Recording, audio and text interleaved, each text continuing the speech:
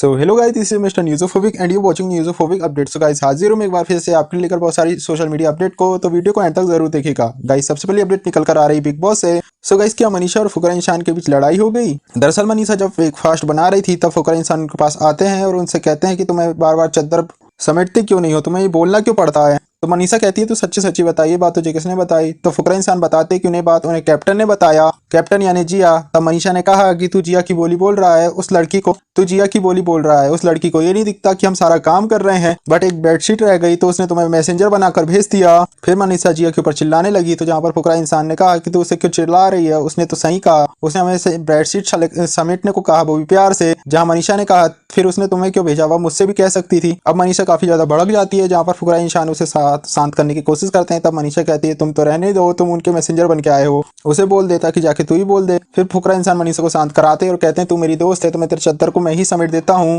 इस झगड़े के बाद दोनों ही फिर से बातचीत करना शुरू कर दिए। वही नेक्स्ट अपडेट निकल कर आ रही है बिग बॉस से ही जैद हबीब से रिलेटेड, जहाँ पर बेबी का बार बार जैद हबीब को उसकी पास्ट की कंट्रोवर्सी और बिहेवियर के लिए पोक कर रही है, जिसके लिए उन्होंने उससे और पूरी इंडिया से माफी भी मांगी थी। अब इन सारी चीजों पर गुस्सा होकर जैद हबीब ने डिसाइड किया कि वह बिग बॉस से निकल जाएंगे। अब निकलने के लिए उन्होंने बैकपैक भी कर लिया था, पर उन्हें रोक लिया गया। यहाँ तक कि जैद हबीब रोने भी लगे थे, पर घर वालों ने उन्हें समझा लिया और रोक लिया। वही हमने बिग बॉस में देखा कि कैसे मनीषा और फुकरा इंसान ने घर वालों के साथ प्रैंक कर दिया, जहाँ पर वो दोनों ही किचन पर थे और वह जोर जोर से आवाज करते हुए झगड़ा कर रहे थे। ऐसा प्रिटेंड कर रहे थे कि सबको लगे कि वो दोनों झगड़ा कर रहे हैं, पर असल में वो झगड़ा नहीं कर रहे थे, बल्कि हंस हंस कर चिल्लाकर बात कर रहे थे। वहीं इस बार बिग बॉस ओटीटी सीजन 2 ने एक रिकॉर्ड सेट कर दिया। अब इस चीज पर जियो सिनेमा एक ट्वीट करते हैं जिसमें लिखा था 400 crore watch time at 40 crore video views 3.5 crore viewers, यानी इतने सारे व्यूअर्स ने बिग बॉस ओटीटी 2 को देखा और यह एक रिकॉर्ड है। इतना अच्छा रिस्पांस तो बिग बॉस ओटीटी सीजन 1 में भी नहीं आया था। सो गाइस, क्या बिग बॉस में जो वोटिंग होती है उसमें काफी सारे घोटाले होते हैं। अब इसी चीज से रिलेटेड हमें वोटिंग काउंट देखने को मिला था, जहां पर आप इस ट्वीट में देख सकते हो कि मनीषा रानी को सबसे ज्यादा वोट मिले थे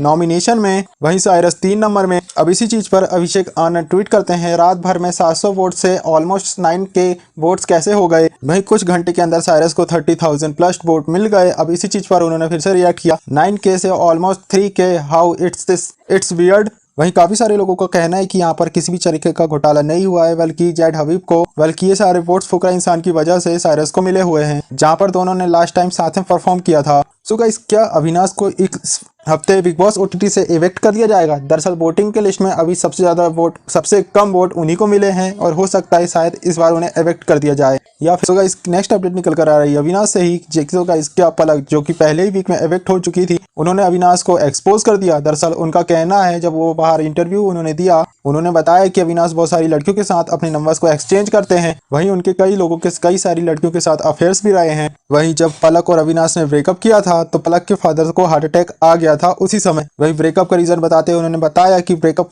का रीजन था अविनाश का चीट करना, यानी अविनाश ने ही उन्हें चीट किया था। अब इसके पीछे की सच्चाई क्या है, ये बात तो हमें अविनाश की स्टोरी जानकर ही पता चलेगी, क्योंकि अभी हमने केवल पलक की बातों को सुना है और ये बात तभी पता चलेगी जब अविनाश बिग बॉस से बाहर आएंगे। सो गाइस, जैसे कि आप सभी जानते हो कि अभिया यानी अभिषेक मल्हान और जिया शंकर की जोड़ी को अभिया कहा जाता है, वहीं अभिषेक और मनीषा की जोड़ी को अभिषा कहा जाता है। अब सोशल मीडिया में इनसे रिलेटेड काफी सारी बातें हो रही थी, जहां पर इन दोनों को कंपेयर किया जा रहा था कि क्या अभिया बेस्ट है या अभिषा। अब इसी चीज पर जियो सिनेमा ट्वीट करते हैं let's settle it, what do you think has a best connection, और वहां पर उन्होंने पोल रखा था जहां पर सबसे ज्यादा वोट अभिषा को वोट किया है। वहीं आप कमेंट में जरूर बताइए कि आपको इन दोनों में से कौन सी जोड़ी ज्यादा अच्छी लगती है, अभिया या अभिषा। सो गाइस, क्या आपने कभी मेक ऑफ जो कि काफी बड़ा चैनल है और काफी पॉपुलर भी है अपने एनिमेटेड कंटेंट के कारण, जहां पर वह कई सारी इंटरेस्टिंग आवाज निकालते हैं, सो गाइस, क्या उनकी रियल आवाज अब बाहर आ चुकी है? दरअसल उन्होंने एक बच्चे को रिप्लाई दिया जिसे आप देख सकते हो। यार, आप सबको रिप्लाई देते हैं, आप इस छोटे से बच्चे को दे दीजिए और आपको मैं चॉकलेट दूंगी। थैंक यू सो मच छोटे से बच्चे, अच्छे से पढ़ाई, दो chocolates, God bless you.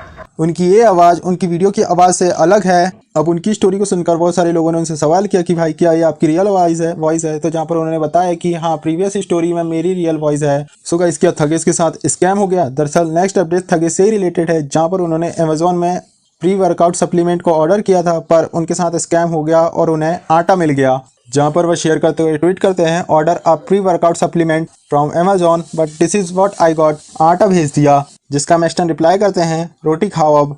So guys जैसा कि एक टीचर है, अब टीचर है कि क्या है पर पता नहीं, वो उनका काम यूट्यूब में पढ़ाना है, पर वह काफ़ी वर्गल तरीके से व्यूज़ लेने के लिए काफ़ी बेहुदा हरकत करती हैं। अब इसी चीज़ पर क्रेजी दीप काफ़ी ज़्यादा नाराज़ हो चुके हैं और उन्होंने इस चीज़ पर रिएक्ट करते हुए ये स्टोरी लगाई थी, WTF, इंटेंशन पढ़ाना नहीं बस व्यूज़ लेना है, यूट्यूब डे बाय डे आखिर क्या बनता जा रहा है। क्या एलविस यादव एक बंदे पर काफ़ी ज़्यादा नाराज़ हैं। दरअसल उनकी कार के साथ हमेशा कोई ना कोई कुछ ना कुछ छेड़खानी करता रहता है। अब इस बार किसी बंदे ने उनकी कार के साथ क्या किया है, आप उसकी एक छोटी सी क्लिप देख सकते हो। इसका उतारना होता है ऊपर तो उतारने आई नहीं तो धीरे उतारने वाला चलो उन्होंने उतारने की कोशिश कर ली पर तब नहीं उतारा ना तो ये कर दिया अबे उतारने का ऐसा होता है कि मालूम है कि उतारना है उतारने को नहीं उतारना चाबी मांगी जल्दी जल्दी करा उतारा ये करा जल्दी मेरा और ओके क्या खरीदते कैमरे नहीं हुआ भाई उसने वाली जगह बट अब मैंने लगा दिया भाई ऐसा करके कैमरे लगाया भाई वो अपनी हेड निकाल रहे हैं कुछ नहीं निकाल हेड यही निकालनी है निकाल रहे मैं क्रैश मार रहा है गुस्सा दे ऐसे मारो अब क्या आपकी कार के साथ भी ऐसा कुछ होता है, आप भी कमेंट बॉक्स में ज़रूर बताइएगा। और क्या ये जो कुछ होता है वह सही है, आपका ओपिनियन कमेंट बॉक्स में ज़रूर दीजिएगा। गाइस नेक्स्ट अपडेट निकल कर आ रही केदारनाथ से, जहां पर केदारनाथ की कम्युनिटी ने पुलिस को कंप्लेन किया था कि केदारनाथ में फ़ोन बैन किया जाए,